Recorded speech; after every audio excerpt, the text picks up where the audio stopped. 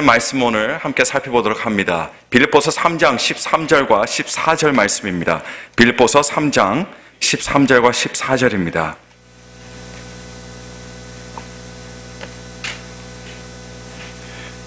신약 성경 321면을 여러분께서 열어주시면 되겠습니다. 빌립보서 3장 13절 그리고 14절 말씀입니다. 신약 성경 321면에 있습니다. 빌립보서 3장 13절 14절 말씀 다 찾으실 줄로 믿고 제가 봉독해 드리겠습니다. 형제들아, 나는 아직 내가 잡은 줄로 여기지 아니하고 오직 한 일, 즉 뒤에 있는 것은 잊어버리고 앞에 있는 것을 잡으려고 푯대를 향하여 그리스도 예수 안에서 하나님이 위에서 부르신 부름의 상을 위하여 쫓아가노라. 아멘. 자, 클리브랜드에 사시는 분들은 다 잘 아시겠지만 클리브랜드의 겨울은 참 지루할 정도로 깁니다.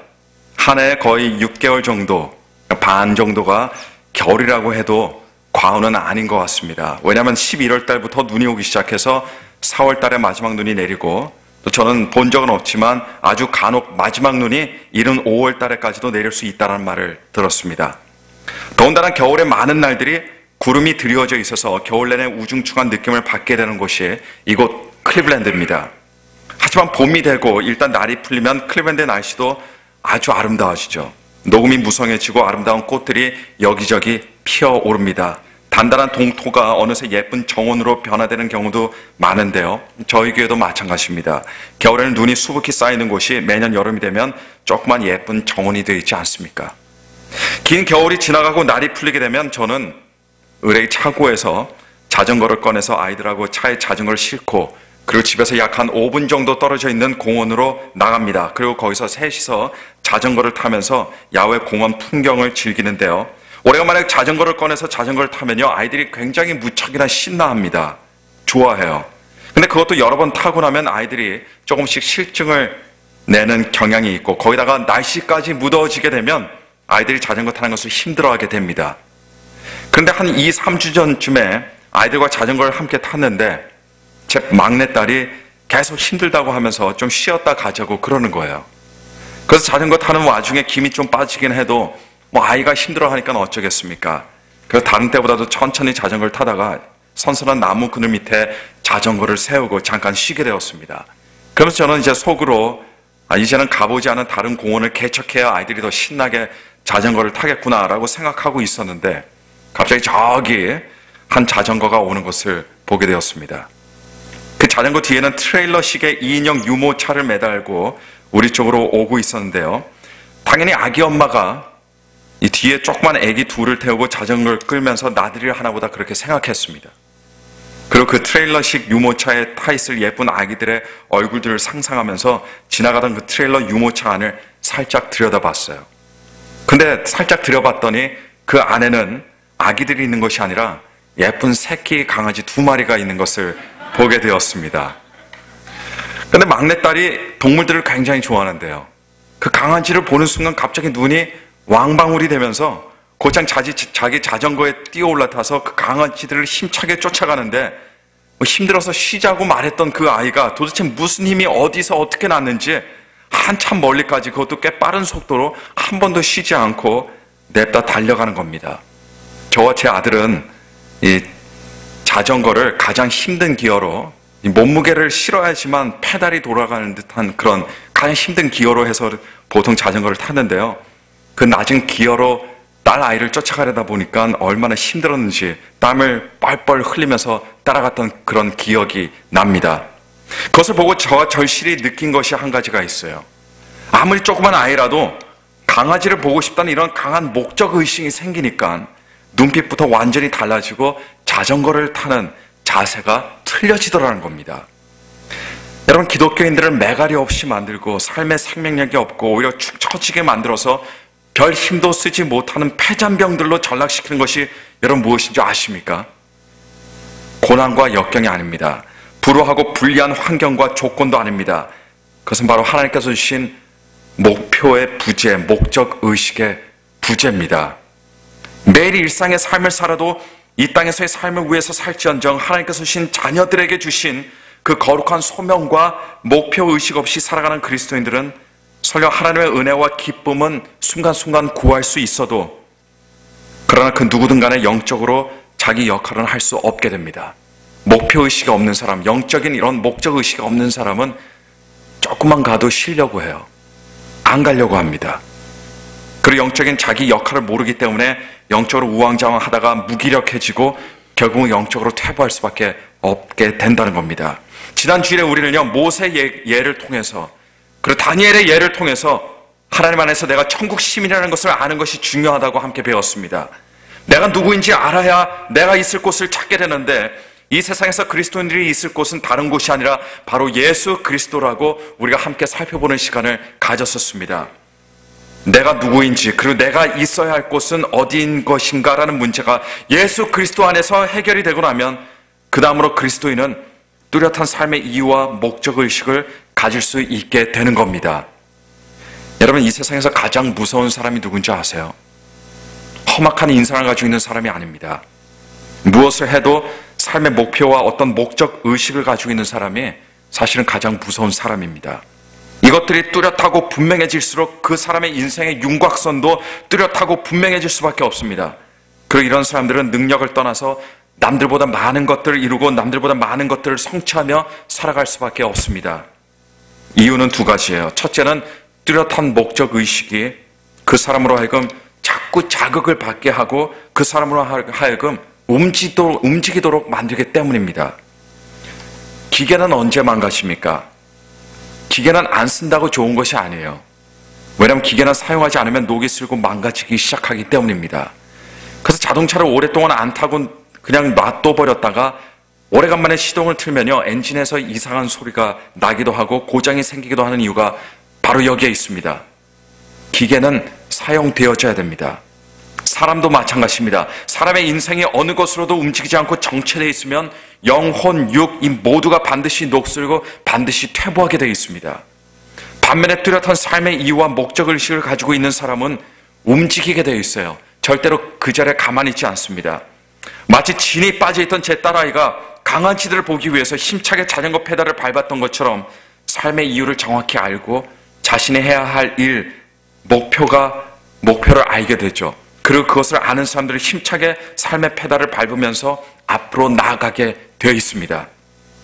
두 번째로 목적의식이 있는 사람에게는요, 삶의 집중력이 생기기 때문에 다른 사람들보다 더 많은 것들을 성취하며 살아가게 되어 있습니다.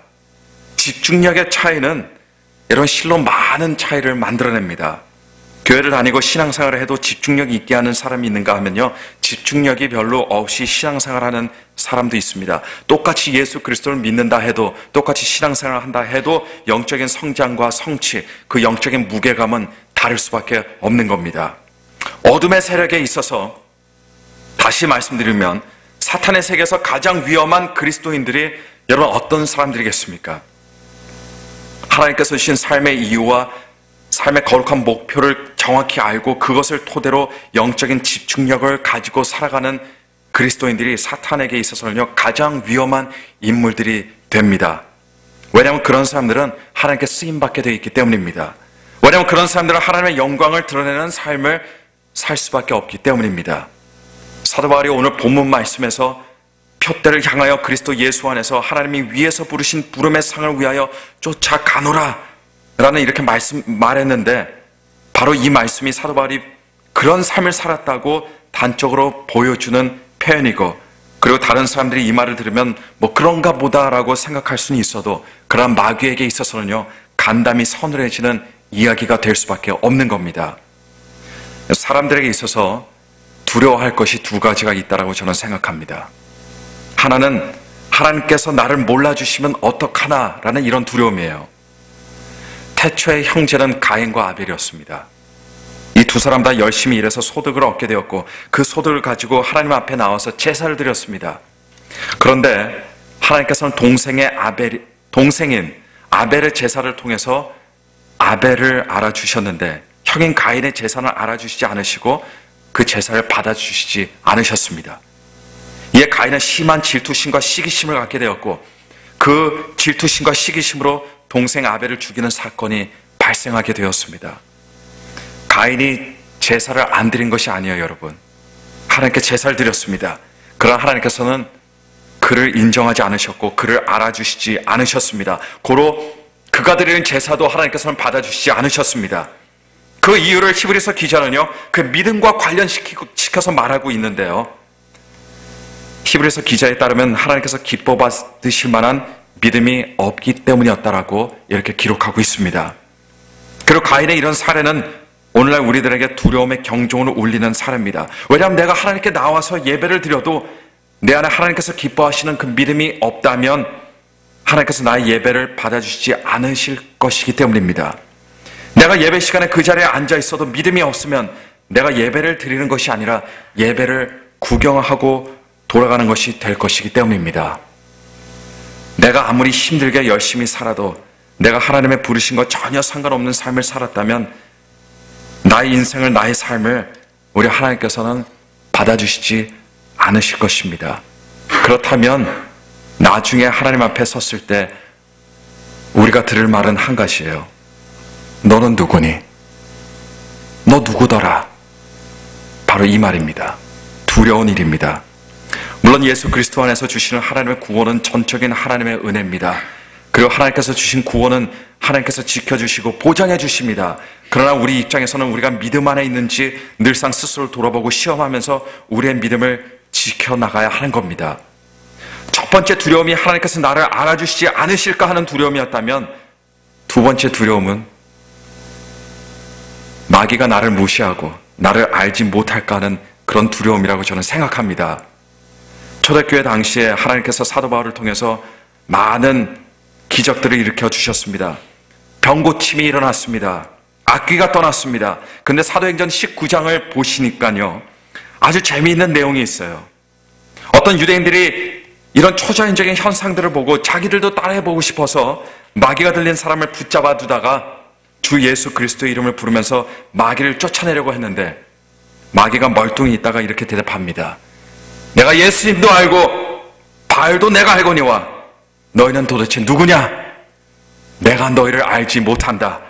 그러면서 마귀 들린 사람이 사도 바울을 흉내내고자 했던 사람들에게 뛰어올라서 그들 두들겨 패고 그들의 몸을 상하게 하자 흉내를 내던 그들은 옷도 벗겨진 채로 그렇게 주랭랑을 치게 되는 일이 일어나게 되었습니다. 마귀가 나를 모른다는 것은 나는 그만큼 위협적인 인물이 아니라는 그런 이야기가 아니겠습니까? 얼마나 세상 사람들과 별 차이가 없다면 마귀조차 우리를 구분하지 못하겠습니까? 마귀가 나를 전혀 무서워하지 않고 오히려 나를 모를까 하는 그런 염려, 그런 영적인 두려움도 여러분 한번 가져보시기를 바랍니다. 하나님의 자녀에게 있어서, 하나님의 군병에게 있어서 내가 영적으로 사탄의 세계에서 아무런 위협이 되지 않는 것은요, 이거는 참 큰 부끄러움입니다. 이거는요, 수치가 됩니다. 근데 마귀는 어떤 사람을 두려워합니까? 하나님의 힘을 공급받는 사람을 두려워합니다. 마귀는 성령님과 동행하는 사람들을 두려워하고 먼저 그 나라 그 일을 구하는 사람들을 두려워합니다. 왜냐하면 이들은 성령의 열매들을 맺는 사람들이기 때문입니다. 각 개인이 개인적으로 성령의 열매를 맺지만 여러분 큰 그림으로 본다면 이런 개인들의 성령의 열매들을 통해서 하나님의 나라가 확장이 됩니다. 하나님께서 영광을 받으시고 그 사람들과 교회가 세워지기 때문입니다. 이러니 마귀가 성령의 열매를 맺는 사람들을 두려워할 수밖에 없는 겁니다. 하나님의 능력을 공급받고 성령님과 동행하며 먼저 그 나라 그 의를 구함으로 성령의 열매들을 맺는 사람은 그러나 여러분 누구나가 할 수 있지만 누구나가 할 수 있습니다. 그러나 아무나 하는 것이 아닙니다. 어떤 사람들이 그런 삶을 살아갈 수 있습니까? 삶에 영적인 푯대가 있는 사람들이 그런 삶을 살아갑니다. 하나님의 말씀을 통해서 자신의 인생의 목표를 알고 자신을 향한 거룩한 목적과 부르심을 깨닫고 살아가는 사람들만이 그렇게 할 수 있다는 것을 오늘 시간 믿으시기를 바랍니다. 얼마 전에 잠깐 언급을 했습니다만 여러분 샤머니즘적인 기복신앙과 기독교 신앙의 차이가 무엇입니까? 자기가 신앙의 목적이 되고 이 땅에서 누릴 자기의 복이 신앙의 목적인 것이 샤머니즘적인 기복신앙입니다. 그래서 샤머니즘적 기복신앙의 사람들은 언제나 연약한 모습을 가지고 자신의 현실을 한탄하면서 자기의 복을 빌기에 바쁩니다. 그러나 반면에 우리를 위해서 십자가에 달려 돌아가신 예수님이 목적이 되는 신앙, 진리가 목적이 되는 신앙이야말로 바로 진실한 기독교 신앙입니다. 따라서 예수님이 이유가 되고 예수 그리스도가 목적이 되는 신앙에는 이 세상 살아가는 힘도 지혜도 능력도 예수 그리스도로부터 나오기 때문에 늘 긍정적이 되고 소망이 넘치고 믿음의 생각을 품고 하나님께서 주시는 풍성한 생명력을 누리면서 살아가는 사람들이라는 것을 잊지 마시기를 바랍니다. 근데 오늘 우리는 본문 말씀을 통해서 다시 한번 새롭게 깨달아야 하는 그런 중요한 진리 한 가지가 있습니다. 자, 그것이 무엇이냐면요. 예수 그리스도를 쫓아 살아가는 하나님의 사람에게는 하나님의 상급이 있다라고 하는 그런 사실입니다. 사도 바울 또한 하나님께서 위에서 부르신 부름의 상을 위해서 살았습니다. 여러분, 하나님의 자녀들에게는 하나님께서 주시는 상급이 있다는 것을 잊지 마시고 기억하시길 바랍니다. 요즘 소셜 네트워크 서비스 중에 하나인 페이스북의 인기가 하늘까지 치달아 오르고 있습니다. 현재 젊은 사람들 중에 페이스북을 안 하는 사람이 거의 없을 정도입니다. 미국 내에 적지 않은 회사들이 직원들이 일과 시간 중에 그 페이스북을 함으로써 낭비되는 시간이 너무나 많아서 이 낭비되는 시간을 줄이기 위해서 일과 시간에 페이스북 접속을 회사 차원으로 차단시키는 그런 정도입니다. 이런 인기 때문에 페이스북을 만든 사람은요, 그 덕에 돈방석 위에 지금 앉아 있습니다. 근데 러시아에는 러시아판 페이스북이 따로 있습니다. 파블 도르프라고 젊은 사람이라고 하는 그런 사람인데요. 러시아판 페이스북을 만들었는데 이것이 러시아에서 선풍적인 인기를 끌면서 이 창업자는 떼돈을 벌이게 되었습니다. 그런데 이 창업주가 얼마 전에 러시아 돈으로 환산을 해서 우리 한국 돈으로 환산을 하면 약 18만 원짜리 지폐를 종이 비행기를 잔뜩 만들어서 접어가지고 고층 빌딩에서 거리 한복판에 날려버리는 그런 장난을 쳤어요. 돈이 많다 보니까 그렇게 할 수 있겠죠. 그러자 이 지폐 비행기를 잡으려고 행인들이 난간에 기어 올라가고 차도로 나가는 등 그 모습이 정말 가관을 일으키게 되었습니다.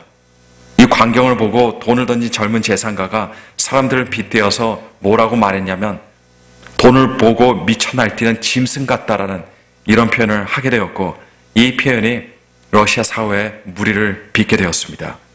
물론 돈으로 짓궂은 장난을 쳐놓고 사람들을 짐승이라고 부른 그 사람은 참 잔혹하기 이를 데가 없는 사람처럼 보이지만 그런 돈이 떨어지는 것을 보고 앞뒤 가리지 않고 신호등에 올라가고 난간에 올라가고 그리고 길 바깥으로 뛰어나가는 사람들, 서로 그 돈을 짚기 위해서 싸우는 사람들을 보면 그 사람들이 돈을 얼마나 원하는지 그리고 돈에 얼마나 미쳐 있는지 우리가 알 수가 있습니다. 저는 이 기사를 대하면서 그리스도인들이 이런 10분의 1의 관기라도 하나님께서 예비하신 하늘의 상급의 가치를 둔다면 우리 자신은 말할 것도 없고 이 세상에 또 우리 교회가 또 이 땅에 있는 교회들이 얼마나 많이 변화가 될까, 달라진 모습을 갖지 않을까 그런 생각을 해보게 됩니다. 어린아이들의 특징이 있다면요, 어린아이들은 가치라는 것을 잘 모릅니다. 좋은 건 알아요. 싫은 건 압니다. 그러나 가치에 대해서는 잘 몰라요. 그래서 성인이 되고 성숙한 사람이 되어가는 일이란 가치를 알아가는 일이 되기도 하는 겁니다. 그리고 가치를 알아보는 사람은 가치 있는 삶을 살아가지만 죽을 때까지 가치를 깨닫지 못하고 살아가는 사람은 여러분 인생을 낭비하면서 무가치한 것만 하다가 그렇게 살아가게 되어 있습니다. 저희 집 아이들에게는 저금통이 있어요. 어떻게든 돈이 생기면 그 저금통 안에다가 넣어둡니다. 그런데 무엇인가 사고 싶은 것이 있을 때 자기 돈으로 그것을 사면 안 되겠냐고 제게 와서 물어볼 때가 간혹 있습니다. 근데 제가 그때 안 된다라고 그렇게 거절하면 저한테 아이들이 뭐라고 그러면 제가 돈을 더 주겠다는 거예요. 그래서 사면 안 되겠냐고 그럽니다. 예를 들면 2, 3불짜리 팽이를 사고 싶어 한다면 제게 10불을 줄 테니까 사면 안 되겠냐고 하는 거죠. 아이들에게 있어서 가지고 싶은 팽이는 비록 2, 3불의 가치만을 가지고 있지만 애들이 갖고 싶어 하니까 자기들 스스로가 그것을 10불짜리 가치로 높이는 겁니다. 그래서 제가 10불을 받고 아이들에게 2, 3불짜리 팽이를 사주게 되는 거죠. 그렇지, 더 재미있는 건요, 7, 8불을 손해를 보았는데도 불구하고 아이들은요, 자기 손에 딱 잡히면 거 얼마나 좋은지 날뜁니다. 그걸 품고 잡니다. 물론 저는 제 아이들을 대상으로 사기를 치는 것 같은 그런 느낌을 받는 것은 사실이지만, 그러나 제가 나중에라도 그들에게 가치에 대해서 가르쳐 줄 수 있는 어떤 좋은 신뢰가 되지 않을까 해서 제가 여러 번 그렇게 해주었습니다. 근데 좀 재미가 들렸어요. 앞으로 종종 그렇게 할 것 같습니다. 인생의 성공의 기본적인 요건들 중에 하나는요, 가치라는 것을 아는 일입니다. 무엇이 가치가 있고, 그리고 그 순간에 그 시간에 무엇이 가치가 없는지 분별하는 것이 굉장히 중요해요. 사람들은 사실 가치의 잣대를 가지고 인생을 살아갑니다. 사람들이 돈을 사랑한다고 하지만 진짜 이유는 돈 자체를 사랑하기 때문이 아니고 돈에 대한 높은 가치를 스스로가 다른 것들에 비해서 많이 부여하기 때문에 돈을 사랑하는 겁니다. 그렇게 돈의 가치가 떨어지게 되면요, 돈에 대한 사람들의 열망과 사랑도 반드시 떨어지게 되어 있습니다. 돈 지폐가 휴지 조각이 되었는데도 불구하고 그걸 목숨을 걸고 돈을 모으려고 하는 사람은 분명히 없을 겁니다. 그리스도인들과 세상 사람들의 차이점은 단순히 교회 다니는 차이가 아닙니다. 단순히 자신을 기독교인이라고 이야기하는 그런 차이가 아니에요. 그 차이는 가치 인식의 차이입니다. 그리스도인들은 예수 그리스도를 최고의 가치 있는 존재로, 가장 소중한 존재로 생각하지만 세상 사람들은 예수님이 아니라 결국 썩어지고 없어질 부질없는 것들에 가치를 둔다는 사실입니다. 빌립보서 3장 7절 그리고 8절 9절 말씀을 보시게 되면 이런 말씀이 기록되어 있어요. 그러나 무엇이든지 내게 유익하던 것을 내가 그리스도를 위하여 다 해로 여길 뿐더러 또한 모든 것을 해로 여기면 내 주 그리스도 예수를 아는 지식이 가장 고상함을 인함이라. 내가 그를 위하여 모든 것을 잃어버리고 배설물로 여기면 그리스도를 얻고 그 안에서 발견되려 함이니 내가 가진 의는 율법에서 난 것이 아니요 오직 그리스도를 믿음으로 말미암은 것이니 곧 믿음으로 하나님께로서 난 의라라고 이렇게 말하고 있습니다. 여러분, 하나님의 자녀들에게는 상급이라는 것이 있습니다. 상이라는 것이 있어요. 예수 그리스도 안에서 뚜렷하고 분명한 목적의식과 하나님의 부르심을 마음에 품고 신실함으로 열심으로 살아가는 사람에게는 하나님께서는 하늘의 상급을 주시게 되어 있습니다. 그런데 그리스도인들조차 상급의 가치를 잘 깨닫지 못하는 경우들이 있는 것은 사실입니다.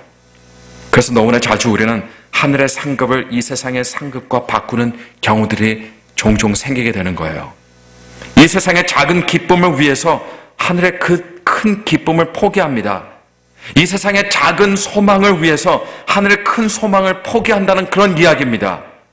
아이들만 가치를 몰라서 귀한 것을 하찮은 것과 바꾸는 것이 아니에요. 우리 일상생활 속에서 이런 일들이 계속해서 일어나고 있습니다. 어른들도 똑같습니다. 마찬가지입니다. 그러나 우리도 모르는 사이에 하늘의 상급을, 하늘의 영원히 누릴 그 기쁨을 이 땅에서 누릴 것들과 바꾸는 일이 없어야 되겠습니다. 역대하 15장 7절에 하나님께서는 선지자 아사랴를 통해서 당시 남유다를 다스리던 아사 왕에게 단호한 개혁을 요구했습니다. 개혁이라는 것은 어렵습니다. 힘듭니다. 많은 욕을 먹게 돼 있어요. 부작용도 따르겠죠. 그러나 그런 아사 왕에게 하나님께서 이렇게 말씀하십니다. 너는 강하게 하라. 너의 손이 약하지 않게 하라. 너의 행위에는 상급이 있음이니라. 또 이사야서 40장 10절의 말씀을 보면 보라, 주 여호와께서 장차 강한 자로 임하실 것이요 친히 그의 팔로 다스릴 것이라. 보라, 상급이 그에게 있고 보응이 그의 앞에 있도다라고 이렇게 말하고 있습니다.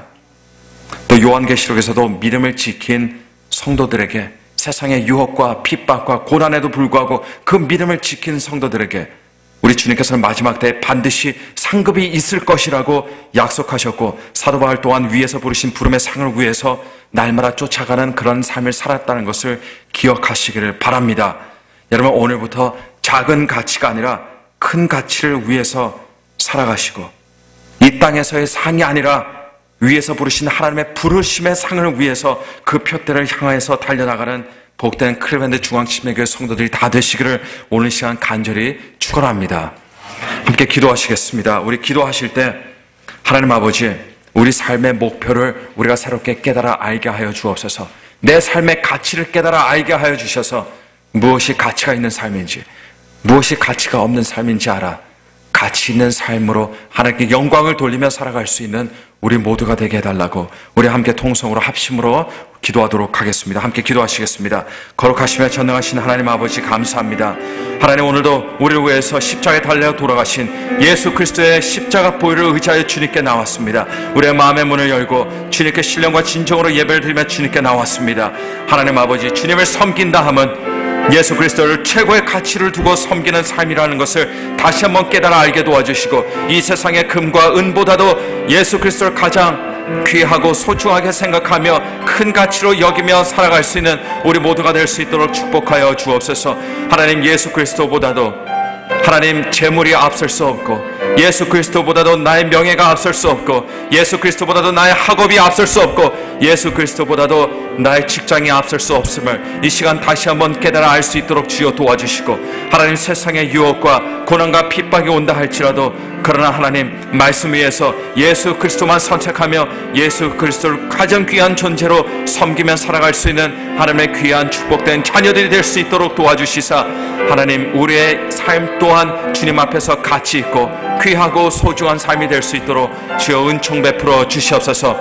오늘 주님의 그 역사하심 아래, 그 강하신 권능의 손 아래 우리 스스로를 두오니 하나님 은총 베풀어 주옵소서. 하나님 감사합니다. 주님 감사합니다.